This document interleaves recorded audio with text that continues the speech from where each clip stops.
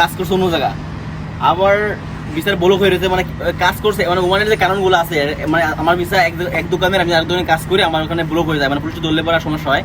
তো ওই কাহিনী করছে, মানে ও ওর বসের কাজ হলো একটা, করছে আর একটা, পুলিশ ধরছে, ফাইন মারছে 1000 রিয়াল ধর, আর ওর বসে মারছে 1000 রিয়াল, দেন লাইসেন্স বাদ। সো ও ভিসা মানে ওর ভিসা এখন এক্সপায়ার হয়ে গেছে। সো এখন ভিসা লাগাইতে গেছে, এখন বলো দিয়ে বা সানাদ অফিস যায় দেখে যে, মানে মিনিস্ট্রি অফ ওমানে যায় দেখে যে ওর ভিসাতে প্রায় 2000 রিয়াল ফাইন। তো বাংলাদেশে প্রায় 7 লাখ টাকা ফাইন ওর হয়ে রয়েছে।